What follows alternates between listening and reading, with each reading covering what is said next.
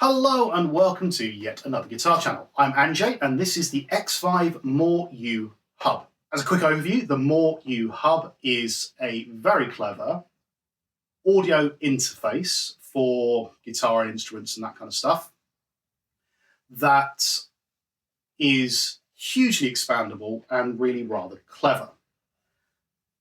So let's start with a little kind of what is an audio interface. So an audio interface is what you use to record instruments, vocals, whatever it may be, into a computer without lots of latency that comes with just using a sound card in the computer. So you would take a unit like this, you would plug your instruments and your microphones into it, you then plug it via USB-C in this case into your computer, into a DAW, so digital audio workstation, like Reaper for instance, and you record in real time whilst listening to it into your computer. Very useful. I use them all the time for recording demos. Xvive reached out and said, do you want to try this? And I said, yes, please, because it looks rather clever. And it is. I'm going to talk about the unit that I have in my hands now, and then talk about what it represents in terms of expansion in a second as well. I'm going to read some stats off this as well because I can't remember them all. But basically what you have here is two hybrid inputs that allow you to do instruments or microphone XLR cables, so 3/4 inch or XLR. You have a 3/4 inch headphone out and a standard headphone out, both of which work at the same time. You have you have outputs so that you can send this to a monitor. You have MIDI in and out, so you can control it with MIDI. You have an expansion port here, which is to do with expanding this out to use more interfaces. And then you have a series of controls on the front. Now, the ones that are interesting are the mix and the reverb. Put simply, what this allows you to do, which is unusual for an audio interface, is mix what you're hearing differently to what's going into the computer. So for instance, if you are playing guitar and using a microphone at the same time, which is probably not a good idea if you're recording both at the same time, but bear with me. What you're able to do with this is change how much of each you have in your ears and add some reverb that only you can hear. Now, the reason that's useful is when you're singing into something like this, or even when you're playing guitar into one of these, quite often you're sending just a dry signal to it. There's no effects on it. You're trying to capture the raw signal. And when you're singing, the raw signal often doesn't sound as nice to your own ears without reverb. It's the natural thing you want to hear, especially if you're in a very isolated room with no kind of natural reverb off the walls or anything. So being able to add a little bit of reverb can give a singer a bit more confidence in what they're doing, and you can mix it in as much as you want. And like I said, you can then mix in your own signals, and then this big knob here adjusts the headphones, so that allows you to bring in the mix that you're listening to from the computer. So you'll have your kind of backing track from the computer coming through, you adjust the overall levels of everything here, you'll then adjust the levels of your instrument or your headphones with this, and then add a bit of reverb just to help you kind of sit in the mix a bit better in your own head. The big knob here is for controlling the volume to a set of monitors. These two dials here control the interface, which I'll kind of show you some footage of in a second. And then you have some extra buttons here. So direct allows you to listen to the direct signal rather than just hearing what's coming back from the computer, which is useful because sometimes there is a bit of latency in there. So if you're hearing the direct as well, you don't have what can sometimes happen where you get like just a few milliseconds, but it's enough to put you off slightly. Phase, so you can just make sure that you're not out of phase with whatever you're listening to or recording from. High pass filter, so you can roll off some of the low end, especially when you're doing vocals. That's quite useful, getting rid of some of the rubbish at the bottom end. Instrument in, just to adjust whether you're using it with an instrument or a XLR cable. and then a 48-volt phantom power button, so that if you've got microphones that need power, you can power them, essentially. You also have a button in the middle here, which allows you to speak into this unit. It has a little microphone in there, so that whoever's got headphones on can hear it. Now, that doesn't sound very useful, but I'll explain why it is in a second. So far, the only thing that really sounds all that clever, I suppose, is possibly the fact that it's got its own mix and reverb. Now, what makes this really clever is that it's expandable. So this unit can sit at the heart of wherever you are. You can then have up to 8 other units connected to it. Now, you can connect other hubs, or you can connect like these little satellite units they have, which just have the mix and kind of the headphone controls. That means you can expand this up to having 24 inputs, all powered by 2 USB leads. You need to have 2 in here, one for the actual audio connection, one for power, if you're using more than one unit. One unit, you just need to put one USB lead in there. But it will then power all the other units off USB.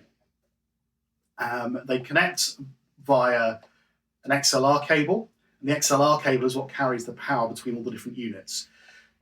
I saw a video saying that you could have up to 100 feet of cable on one of the units, but basically the idea is that you could have multiple units either in the same area or across different rooms, so everyone's isolated, which is where this microphone button comes in, because you can then press this and speak out to all of the units all at once.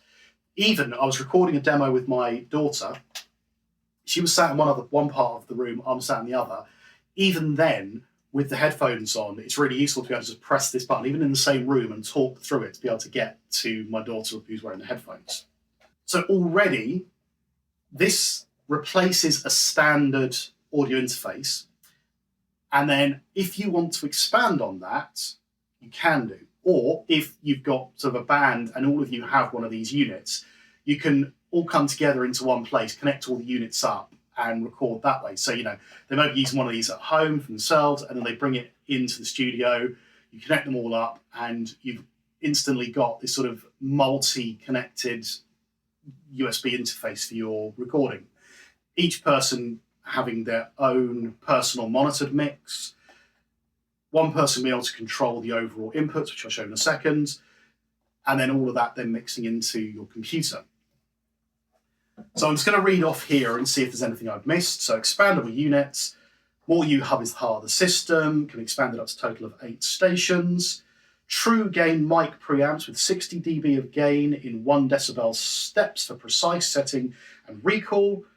Phase and high pass filter, already done that. Connects via USB, LCD screen, which I'll talk about in a sec. Auto gain on individual channels and all channels. Yes, now that's really important as well. So you can set the gain manually, or there is an auto gain that allows you to, per channel or pour across the whole thing, sing or play your loudest. It'll set the gain to then match your input.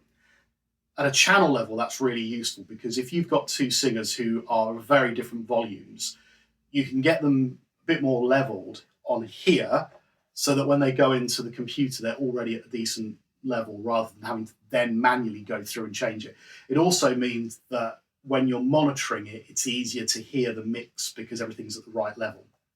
Now, I mentioned the LCD screen because when you're using this as the central hub, the LCD screen is what allows you to control the mix and the inputs of each of these, each of your inputs here.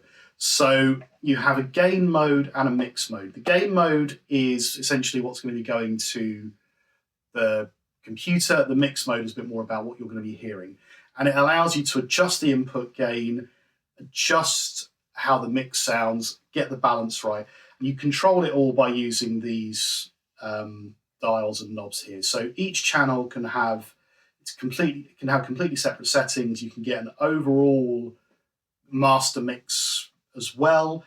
And in fact, you can actually see here. So I've got one channel that is using direct and one isn't. So each one is remembered. And when you power this down, everything is remembered for when you come back to it. So all of the different gain levels and all the mix levels are all remembered. You can come back to it and then start from where you were. So the little LCD screen is really, really important for getting everything set up just right. So that's a lot of talking. What I want to do is I've got a microphone set up and I've got a guitar, and I am going to record into this. I'm going to use a direct signal, obviously, from the microphone, and I'm going to go through my little just Pocket Master from Sonic 8 here, just so that I can record a guitar sound with an amp on it into here, into the door. And then I'm going to do the same thing again, but without the amp, so you can just hear what the direct signal sounds like. I'll get everything set up on here whilst I'm kind of filming it, and then you can hear what it sounds like and how it records. It's not the most exciting way of demoing it, but it's the only way I can think of demoing it, because you can't hear the reverb, because obviously that's going to go to my in-ears. But I'll give you an idea of what everything sounds like. I'm going to be using some in-ear monitors just so that I can get an idea of what it sounds like to myself. So I'm probably going to speak quite loud. And let's just see how this all works out for me. Okay, so I'm all set up. What I'm going to do is get the guitar set up first, then I'll get the microphone set up. So for the guitar, I'm going to move this on to channel 2.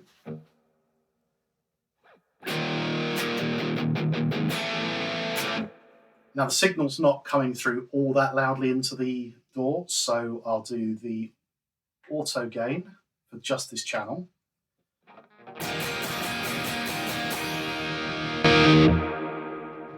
Dial it back slightly.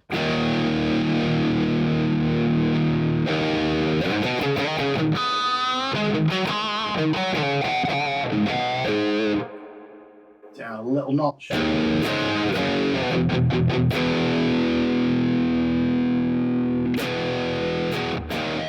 There, perfect. Now I'm going to do the microphone. So I go to the microphone. Now this is, I'm going to roll off the bottom end of the microphone a little bit as well. I'm going to go to auto gain. 1 2 1 2 1 2. I may boost the gain a little bit. There we go. So you can hear that now. If I bring it up a little bit more, there we go. That's much better. So you can now hear the vocals. Now they're not balanced yet. So the guitar, it's not too bad actually. The guitar's a little bit louder, but I can adjust the mix by going into mix mode, and I can just kind of alter the overall mix for myself. There we go. So now that everything's set up, I can adjust what I'm hearing in my ears. So the left hand one, I can't hear any voice coming through, but the door is still getting the voice. If I dial that in, I can hear more and more of myself. I can add and remove some reverb, but nothing changes in what's being recorded. I can then do the same for the guitar. And again, nothing changes. So the voice is a bit quiet, the guitar is a bit loud. In my ears, that's now balanced and has a little bit of reverb and kind of sounds decent. I can adjust the volume in my ears with the volume control. I could use that for the output if I had an output onto monitors. But essentially, I'm all set up now to record. If I press the talk button, again, you can't hear anything being recorded, but I can hear my voice back in my ears multiple times. So again, really useful when you're recording across different rooms or different people in the same room, just in different parts of the room. So I can now record both my guitar and my voice at the same time. Because the guitar's quite quiet, even though I'm playing at the same time, you won't hear much of the guitar clicking in the microphone.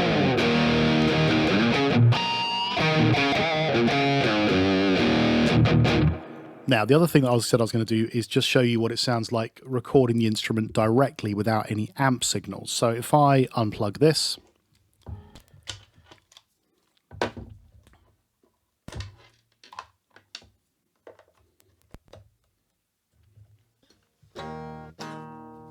so this is a completely dry signal. Now, at the moment, I'm not set to instrument, so you don't really hear much. If I now put it onto instrument,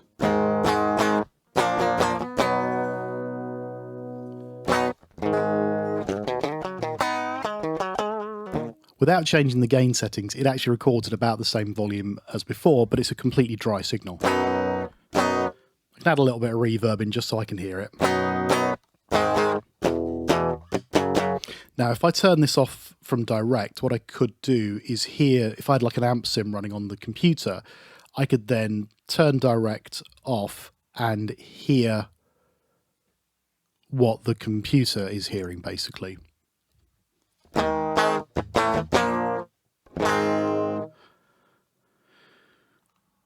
Now, obviously, as a dry signal, it doesn't sound as fun for me. But I could turn the direct mode off and listen to what like an amp sim or something on the computer, but that would potentially introduce latency if I've got lots of other effects running. So even though this is a very good unit, it will still come down to the power of your computer, how many plugins you're running, that kind of stuff, as to whether or not you'll get latency in there. My computer's not very powerful, so I know if I was to run an amp sim and some EQ or something, I would start getting quite bad latency. So I would record in direct mode.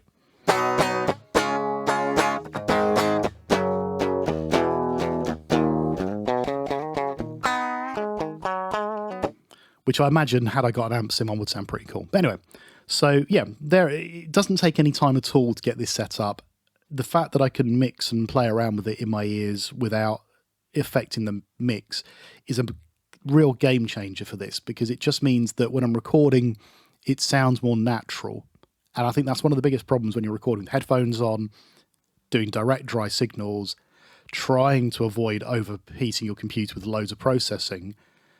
The guitar sound and the vocals can sound really dry. So just being able to adjust the mix, put a bit of reverb on it, just makes it sound that bit better in your own ears, which generally I think is a good thing because it gives singers more confidence.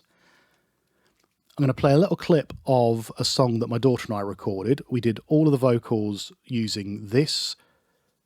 We had two different settings with the mics into different, just moving the mic from different sockets. So we both had our own settings. And it had just that reverb, even just the reverb, and having the mix and being able to change the mix in our ears as we were singing just made it that little bit easier, we found. So here's that little clip. These eyes will not be blinded by the lights. And from now on, let's wait until tomorrow starts tonight. Tonight, and let this promise in me start. Obviously, Zac Brown Band's version of From Now On from The Greatest Showman. So what do you think? I'm going to keep using the mic because I'm now here and I'm sat doing this. I think this is a real sign of things to come with audio interfaces. It's not cheap, but it's not expensive. So about £300, I think this is a really competitively priced unit. It does everything you want. I love the fact that it's got like this rubberized outer, so it's actually pretty hard wearing. It doesn't slide on the table. If you drop it, I reckon it would survive if you hit the corners or the edges. It feels solid. It sounds good. It does everything I want from an audio interface and a lot more. And I think that, yeah, this might represent the future of audio interfaces coming down the line, because they're going to have to compete with this. I think all of the low to mid-end audio interfaces, in fact mid-range audio interfaces, they've got to compete with this now. This is, I think, is now, for me, the gold standard of that price range. So yeah, let me know what you think. Have you played with one? Have you tried all the different hubs and all the expansions? Get in the comments, like, subscribe, and I will see you again soon. Cheers.